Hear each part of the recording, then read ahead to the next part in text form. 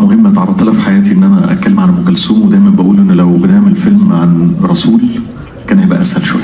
طيب أنا عايزة أقول بس إن أنا كنت بتكلم مع طلابي من يومين عن القراءة وعن أهمية القراءة، وقد إيه القراءة مهدور حقها في الجيل الجديد، وإن إحنا لازم نتعلم نقرا ونختار التوبكس اللي نقرا عنها اللي تناسب سن كل فترة عمرية.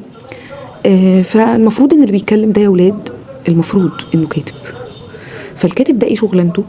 إيه موهبته؟ بيعرف يعبر عن أفكاره، بيعرف يعبر عن مشاعره، وبيعرف يعبر عنها بأسلوب يوصل للناس. هل انتوا شايفين ان الشخص اللي بيتكلم ده شخص عارف يعبر اصلا؟ هل في وجه لمقارنة بين اي مغنية وبين اي رسول؟ اللي بيتكلم ده كاتب، فهل المفروض اي كاتب نمشي وراه ونتخيل انه شخص مثقف ونسلم له مخنا تسليم تام؟ ابدا طبعا لا، بدليل ان اللي بيتكلم ده مش شخص كفء ابدا ان انا امشي وراه واقتدي بيه. يبقى دي اول حاجة نتعلمها لما نبدأ القراءة، نبدأ لكن نعرف كويس قوي مين الكتاب اللي هقرا لهم. طيب تاني حاجة بنتعلمها ان احنا لما نسمع كلام زي ده نقوله عندك حق يا استاذ احمد مراد. ليه؟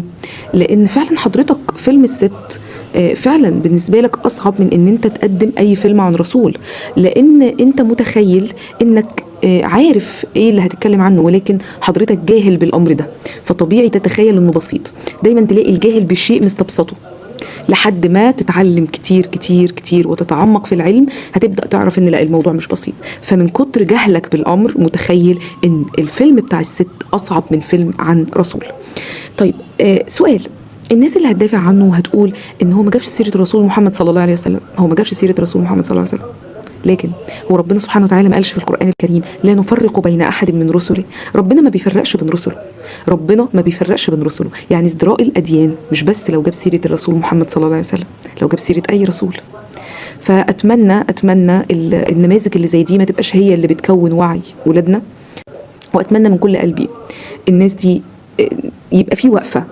اتمنى يبقى في وقفه، لان الكلام ده بيدخل في اللاوعي بتاع اطفالنا. مع الوقت لما طفل بيسمع كلام زي ده، او ولد او بنت صغيرين بيسمعوا كلام زي ده، هم لسه ما عندهمش الادراك الكافي. فلما النماذج دي بتتكرر وبتقول كلام مشابه شبه ده كتير، وبتفضل عايشه في المجتمع حوالينا من غير اي رقابه، من غير اي حد ما ياخد اي تصرف تجاهها، فسنه مع سنه مع سنه الطفل بيكبر وبيبقى الكلام ده موجود في اللاوعي عنده، وبيبقى متساهل لو سمع حاجه زي دي، لانه سمعها قبل كده كتير فبقت سهله خلاص على ودانه.